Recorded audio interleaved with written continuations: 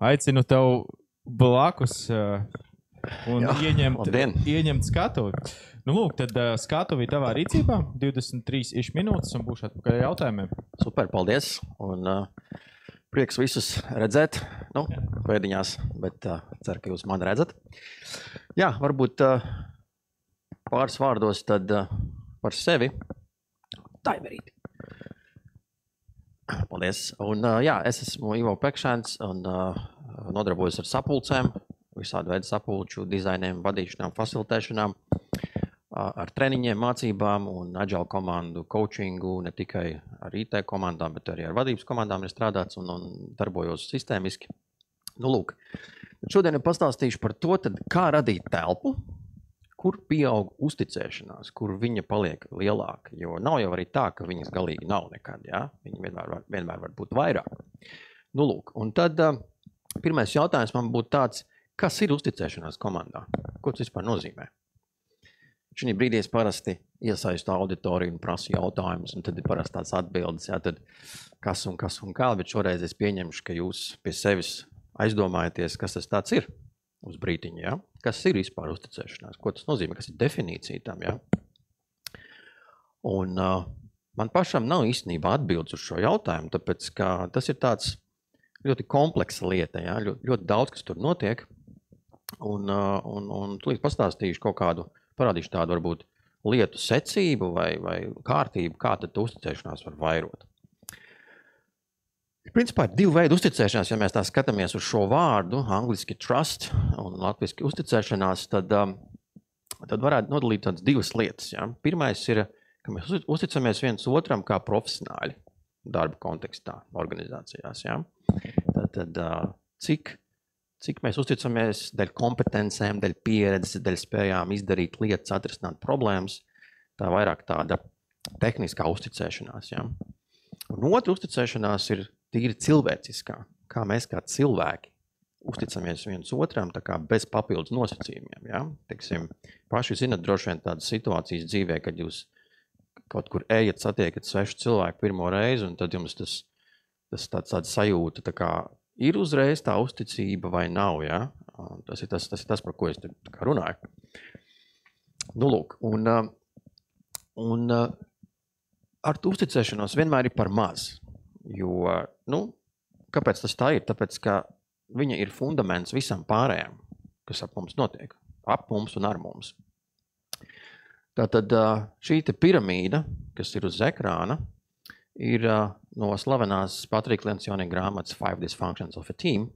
Starp citu, kamēr gatavojošies sarunai, iepazinos ar cilvēku, kurš pastāstīs jums vairāk par šo modeli un par šo grāmatu, bet īsumā es izmantoju šo piramīdu, lai runātu par šo problemātiku, un ko es ar šo piramīdu gribu parādīt, ka tas trusts vai tā uzticēšanās, viņa ir pašā apakšā, un kad viņas ir par maz, tad mums parādās tā kā baili konfliktēt, bailes strīdēties, konstruktīvi risināt lietas. Un kad tas iztrūkst, tad mums pazūd tāda apņemšanās, ja, commitments. Un kad tas pazūd, vai paliek mazāk, tad mums pazūd iespēja uzņemties atbildību, ja, tas avoiding accountability. Un attiecīgi beigās no tā cieši rezultāti, ja, iznākums darbam. Nu, lūk, tāpēc uzticēšanās ir tāds fundaments visam šim. Un šodien mēs runāsim vairāk par to cilvēcisku uzticēšanos, kur ir tomēr svarīgāk par profesionālo. Un mēs parunāsim par to, kā viņu palielināt, kā radīt šo telpu, lai tā pieaug, ja? Tā kā no dienas uz dienu, no nedēļas, no mēneša uz mēnešu, no vienu tā kā uz priekšējot. Nu, lūk, tad bišķiņ par telpu un par to space angļu valodā. Ja? Tātad, ko nozīmē radīt šo telpu? Pirmā kārtām tas ir radīt apstākļus tādām lēnākām, dziļākām sarunām par mums. Ja? Tas nav nekas daudz sarežģītāks. Tas ir tā kā apstāties, iedziļināties par to, kā mums iet kopā, kā mēs attiecamies viens pret otru.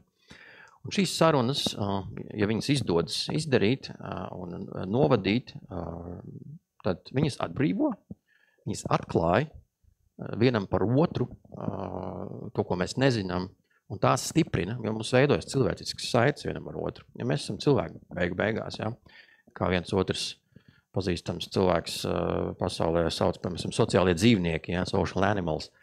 Nu, lūk, tātad, un šo sarunu mērķis ir, kā es teicu, uzzināt vienam par otru vairāk. Izklausās ļoti vienkārši, ja? Bet tur ir liels spēks iekšā. Un, ja kādam šī rodas jautājums, kāpēc man būtu jāzina tur par manu kolēģi Albertu vai Sanitu, tur kaut kas vairāk, varbūt tā pirmā reakcija ir tāda, ka tas liekas tā kā lieka informācija, un priekš kā man zināt, man ir sava dzīve, savi rādi ģimene, un kāpēc man jāzina tur par citiem. Patiesībā tieši otrādi. Ja mēs sākam vairāk uzzināt viens par otru, izprast dziļāk visādas motivācijas un cēloņas uzvedībām, tas patiesībā paigi palīdz un stiprina. Ja? Nu, lūk, tad ar ko sāk šī telpas radīšana? Pirmām kārtām ar skaidru uzaicinājumu un mērķi, ja? Kad mēs tiekamies šoreiz veidot attiecības, stiprināt cilvēciskās saites, nevis risināt darba problēmas vai kādas plānošanas pasākumus vai analīzes un tā tālāk. Tas viss ir vajadzīgs, protams, bet šis ir speciāls laiks, kad mēs apstājamies un mēs stiprinām mūsu attiecības, uzzinām viens par otru vairāk. Ja? Nu, lūk. Un pirms iet bišķiņ tālāk, gribu vienu tādu fundamentālu jautājumu jums parādīt, kas ir svarīgi, kad mēs sākam runāt par mums un par to, kā mēs komandā vispār esam. Ja? Tātad viens tāds pamat jautājums, ko vajadzētu jebkurā komandā, it īpaši, ja mēs sākam jaunu komandu uzdot, būtu, kāpēc es esmu vispār šajā komandā? Izklausās varbūt tāds triviāli atbildi, kā, tāpēc, ka tev tur ielika, ja? Nē, tas nav jautājums par to, vai mani kāds ielika, bet kāpēc es esmu šajā komandā ar šiem saviem kolēģiem, ko es gribu šeit izdarīt, papildus tam, ka es vienkārši gribu strādāt. Otrs veids, kā paskatīties šo jautājumu, ir, kādi ir mani egocentriskie mērķi. Un te es gribu bišķi pakavēties, tāpēc, ka egocentriskie mērķi komandās ir pilnīgi normāla lieta. Kāpēc? Tāpēc, kad mēs kā indivīdi strādājot, mēs gribam sasniegt savus mazos mērķus arī. Piemēram, mēs gribam kaut ko iemācīties, kādu jaunu tehnoloģiju vai kādu jaunu prasmi.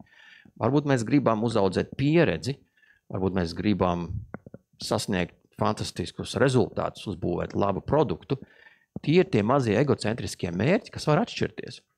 Un, protams, šādi egocentriskie mērķi izraisīs dažādas uzvedības un dažādas izpausmes. Tāpēc šis jautājums, ja mēs uz šo varam atbildēt komandā kopistiski, tas jau ir viens solis tuvāk, ka mums pieaugs savstarpējā uzticēšanās. Un tagad es bišķi parādīšu pāris aktivitātes, kas ir pieejams arī publiski un pilnīgi bez maksas. Un pirmā tāda lieta, ko var izmantot, saucas Manual of Me vai mana lietošanas instrukcija. Izklausās varbūt nedaudz tā kā funny vai tā smieklīgi, bet ir tāds servis internetā, kur jūs varat aizpildīt par sevi jūsu lietošanas instrukciju. Un tad, kad komanda visu komandas biedri aizpild šo instrukciju, tad vienkārši izrunāt savā starpā, respektīvi parādīt vienam otram, kā es gribu, lai mani lieto. Ja? Citiem vārdiem, kas man patīk, kas man nepatīk, kā ar mani sarunājas, kādas ir manas darba preferences vai darba īpatnības, kā es strādāju, ja? Tur un tā tālāk. Ja? Tā kā pamēģiniet, šis ir servis, kurš ir pilnīgi bez maksas. Es vairāk par viņu nestāstīšu. Otrs, kas ir man personīgi tāds tūs un ar ko man ir diezgan liela pieredze, ir Management 3.0 kustības tools Personal Maps. Es esmu bišķiņu viņu paplašinājis, saucās Personal Maps Plus, un attiecīgi šeit jūs redzat uz ekrāna angļu versiju. Tātad īsumā šī aktivitāte ir par to, kad atkal komandas dalībnieks katrs par sevi aizpilda visas šīs kategorijas, bet tā ir tāda maz piebildi, kad ne visas kategorijas vienmēr uzreiz gribas aizpildīt un dalīties, tāpēc šis ir izvēles jautājums. Tad, ja gribu neaizpildu kādu šo kategoriju, bet tā doma aktivitātei ir, ka es aizpildu par sevi šādu burpuli, šādu mindmapu, ja? Un tad to izdara arī pārējie. Un tad mēs kopā dalamies, viens kolēģis nolasa par otru un tā tālāk. Un ticiet man, šī aktivitāte vēl nekad nav pievīlusi tādā ziņā, kad viņa kādam nepatīk vai izraisa negatīvas emocijas, tieši otrādi. Šī aktivitāte izraisa pozitīvas emocijas un tiešām cilvēki uzzina kaut ko viņi šķietami nekad nav zinājuši. Viens piemērs no prakses, ka es pieslēdzos strādāt ar komandu un vienkārši cilvēki pēc šīs aktivitātes uzzina, ka izrādās viņiem komandā ir līdzīgs hobijs, vienāds hobijs. Viņi nodarbojās ar slēpošanu, un viņi to iepriekš nav zinājuši, jo viņi nekad īstenībā nav par to runājuši, tikai bijis darbs centrā, ja? Nu, lūk, tas tāds mazs piemērs. Un tāds reāli dziļais iebrauciens tādā attiecību veidošanā komandā būtu 36 questions how to fall in love. Šis ir 36 jautājumu apkopojums, kurš sākotnēji bija paredzēts pāriem, kā stiprināt pāru attiecības, partneru attiecības, bet ejot cauri mentoring grupām kādus gadus atpakaļ, es uzzināju, ka šis ir arī izmēģināts komandās. Ja? Respektīvi, šis ir tiešām tāds deep sarunas, ne katra komanda uz to ir gatava, tāpēc arī man pašam nav liela pieredze ar šo praktiski, jo ne visas komandas ir gatavas kaut ko tādu darīt. Bet tas, cik es esmu ar to saskāries, tas ir vēl viena līmeni dziļāks sarunas par to, ko katrs ir piedzīvojis, varbūt, kā viņš redz pasauli, dzīvi, savu nākotni un tā tālāk. Ļoti interesanti jautājumi atkal. Šeit ir links, varat iegooglēt, atrast un pamēģināt. Pamēģiniet sākumā vismaz mājās, lai saprastu, par ko ir runa. Bet tas ir tāds deep dives, jā, tā teikt. Nu, lūk. Vēl viena saruna, kas stiprina un kas nedaudz liek aizdomāties, ir par lomām komandā. Un te es gribētu uzsvērt nevis par mūsu funkcionālām lomām, kad kāds no mums ir vadītājs, kāds ir, analītiķis, vienkārši komandas dalībnieks. Tad šis ir vairāk par nefunkcionālām lomām vai lomām, kuras mums ir tendence ieņemt, kā jūs redzat uz ekrāna, līderis, izaicinātājs, darītājs, domātājs, atbalstītājs. Tātad, pa labi jūs redzat piemēru no prakses, kurā pēc komandas novērtējuma mēs ieraugam, ka mums ir 4 līderi, un pārējie daudz maz ir līdzīgā skaitā. Tad ideja šeit ir sekojoša, ka ja mēs pēc šādas sarunas konstatējam, ka mums ir pārāk daudz vienas lomas spēlētāji, tas acīm redzam izraisa savstarpējos konfliktus un savstarpējos pārpratumus, jo cenšas par līderu pozīciju cīnīties šodien 4 cilvēki. Līdz ar to šis ir tāds sākums sarunai par to, kā izbalansēt šīs lomas, kuras mēs varam ar coaching paņēmieniem tātad mēģināt modificēt, ja pamēģināt būt vairāk vieni un mazāk citi. Ja. Tas ir ļoti interesants aspekts, kas izmaina tiešām, kā komanda redz savstarpējās nefunkcionālās lomas. Un mans mīļais saruna par nolūkiem. Kā mēs zinām, visām komandām ir pasākumi, sapulces, un viņi bieži tiekas kopā, tad šī ir tāda aktivitāte, ko es esmu adaptējis arī no citām laiku gaitā, saruna par nolūkiem. Piemērs, ir pasākums komandas, cilvēki atnāk uz pasākumu, un, piemēram, tu tā kā redzi, ka varbūt kaut kas tā kā varbūt nav visi īstenībā gatavi vēl kaut ko darīt, un tas var būt tā kā savā ziņā icebreaker, aizvietotājs. Ja? Šīs 4 lomas, pētnieks, pircējs, atpūtnieks, cietumnieks, ir tas, uz ko mēs aicinām cilvēkiem tā kā ieņemt šos te stūrus, ja tā ir fizika telpā, vai arī tas var būt attālināt ar miro, piemēram. Tātad, ko nozīmē pētnieks? Pētnieks, tas, kurš ir aktīvi šodien atnācis darboties šī sapulcē un ir tā kā tur gatavs darīt, runāt, darboties ar citiem.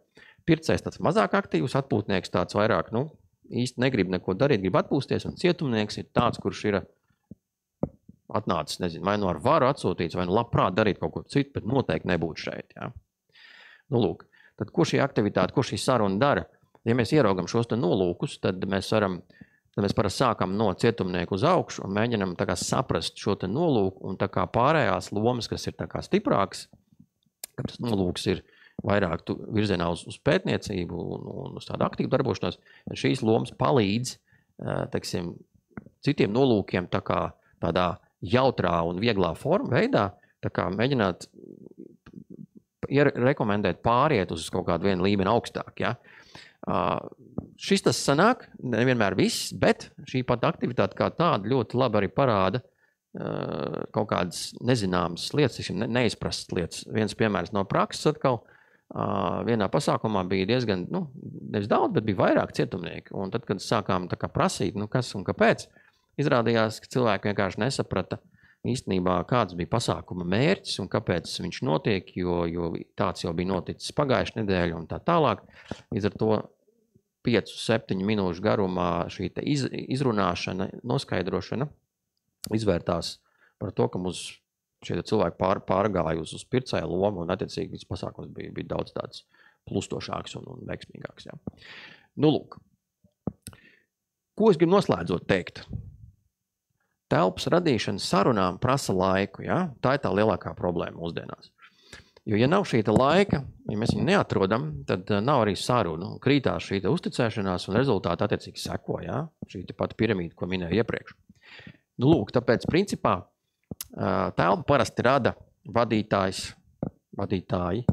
Tad tas ir tas izaicinājums šīm lomām. Ja? Kā tad atrast šo laiku, kad šīs komandas, šie cilvēki var izrunāt lietas par to, kas attiec uz komandas darbu, kas attiec uz viņiem pašiem, kas viņiem ir svarīgi, jo tas var šķist vēl viena sapulce, kāds laika tēriņš, bet patiesībā tā nav. Tāpēc tie no jums, kas kaut ko tādu jau dara, no manas puses, super, to vajag darīt vairāk. Ja nē, tad, protams, kā tad es neiztikšu bez pāris vārdiem savā labā? Es varu palīdzēt. Tāds arī mans nolūks un darbs ir. Līdz ar to tās iespējamās sarunas ar mani ir attiecīgi sekojošas īsumā. Ir atbilstīgas komandas sarunas pēc padziļināta novērtējuma, jo ne visas komandas ir vienādas un nevajag runāt par visu ar visiem. Tāpēc ir speciāls novērtējums, ko es izmantoju, lai pēc tam saprast, par ko tad runāt pa priekšu un ko pēc tam. Tad tā saucamie īstie team building pasākumi vai team restarti vai pārstartēšanas no manas puses. Pa labi ir grafiks, kurš parāda tādu klasisku team building ilgtspēju, un pēc tam ir team restarti ilgtspēja, respektīvi. Ja mēs vienkārši taisam tādas jautros team buildings, tad parasti viņi tā kā nodziest ātrāk, viss tas hypes un tas, kas tur notiek, bet tad, kad mēs tā kā bišķi dziļāk parunājam, ieskatāmies bišķi dziļāk komandas tādā dzīvē, tad tas ilgāk noturās un arī komandu novirz no viena stāvokļa uz nākamo. Ja? Protams, korekta komandu iestartēšana, noslēgums arī, ja ir interesi par šādām, tas arī tas, ko es varu palīdzēt darīt. Tas arī bija laikam īsumā viss. Koordināts arī redzat uz ekrāna, varat arī mani atrast sociālajā vidē. Tā kā, līdz šim neredzu no jūsu puses nekādas reakcijas, tāpēc, ka tūlīt laikam uzzināšu no Naura, bet paldies par skatīšanos, klausīšanos un mēģināšu atbildēt laikam uz jautājumiem, ja tādi ir. Paldies. Jā, paldies, Ivo. Ir jautājumi. Super. Un, paldies par prezentāciju, bija ļoti iedvesmojoši un interesanti. Un tātad sāksim ar jautājumu. Vai dziļākas sarunas vispār var notikt pilnībā attālināti? Vai ir kāds rīks vai formāts, kas to padara reālāku, ja mēs skatāmies tam padziļinātāku sarunu formātu? Protams, man rekomendācija būtu sarunas izdarīt klātienē, savākties. Tam ir arī savs labums, tāpēc, ka tad mums ir mazāks iespējas distraktēties uz citām lietām. Mēs esam vienā vietā, vai tas ir darba telpa, vai kāds vai viesnīca, vai kas tas ir.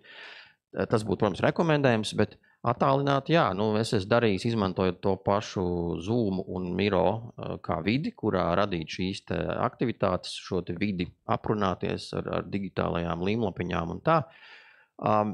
Protams, tas ir izaicinošāk, jo pirmkārt arī tas kameru jautājums un tie distractioni, kurus tu neredzi kā treneris, kas notiek otrā pusē pilnībā, bet arī to es parasti cenšos novērtēt sākumā, cik tad gatava komanda ir iet tā dziļāk. Un, ja ir gatavība, tad arī attālināt tas notiks. Jā, nav problēma, protams.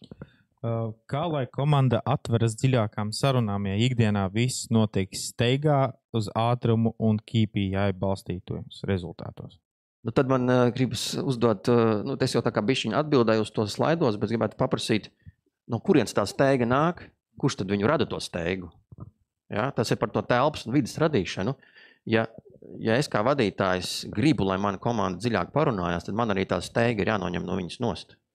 Un uz brīdi jāiedod šis space, šī telpa parunāties. Vai pašiem, vai ar mani, vai ar kādu citu, bet tā jau ir tā, tas ir tas pats. Ja, tā kā komanda jau pati sevi nenodzen vai nepaliek aizņemta. Viņu kāds taču tomēr vadē, jā, viņu kādā kontekstā strādā. Tā kā, tas būtu tas, jā, tā ir tā telpas vadīšanas izaicinājums, jā, tā laika atrašana.